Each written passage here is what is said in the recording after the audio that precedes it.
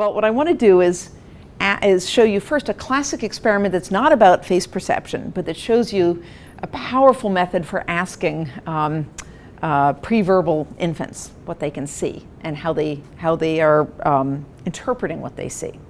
So this is a classic experiment by Phil Kelman and Liz Spelke from 1983. And what they wanted to know is what an infant sees when they see a display like this. Okay, so suppose you just saw this. Okay, you're an infant, you're seeing this. The question is, what does the infant think is going on here? Do they think that there's one object behind? Or do they think they're actually what they see, two different parts moving in parallel? Okay, well, how would you ask a newborn infant what they're inferring from a display like this? Okay, here's what Kelman and Spelke did. So this is their display right here, a rod moving behind an occluder. And the question is whether infants infer that that rod is a single object like this or two pieces moving together. Okay, so here's the strategy. You sit the infant on a parent's lap while they're looking at a display.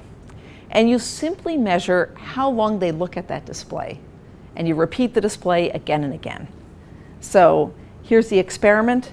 What you do is you repeat the presentation of this stimulus over a bunch of different trials, and you measure how long the infant looks at that stimulus before they look away. And what you see is, the infant first looks for 40 seconds or so, and then less, and then less, and then less. Okay, this is basically, been there, done that. I'm really bored with that thing now, right? So they look less, they get bored. Now you ask, what are they more bored with when I show a new stimulus? And you give them a choice of this or that. And what you see is, on the first test trial, the kids get renewed interest. They look again at the broken version, this version here. The fact that they look more means they think it's something new. They're not still bored with it. They're bored with that. They're not bored with this. That means they think this is different than what they saw before. Okay? Yeah? Could they just be also interested in the new object in front of them? That's right. So you need to do, well, yeah, so generally what this is doing is exploiting the kids' interest in novelty. So kids like new stuff more than old stuff. So it's using that fact to say, right now, kid, before you see anything else, you've only seen that. What counts as new to you? This or this?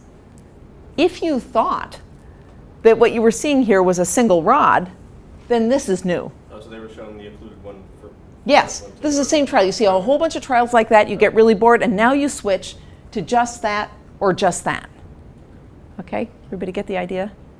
So it's very simple and low tech, but really powerful.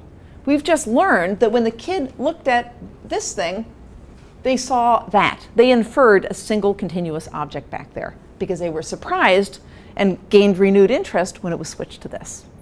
Cool, huh?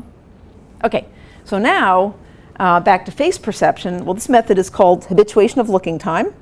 And it's actually revolutionized our understanding of what infants understand and see in the world over the last few decades, in large part due to the work of Liz Spelke and a number of others who have used this method to just show that very young infants can perceive and discriminate and understand an astonishing array of things that nobody guessed before.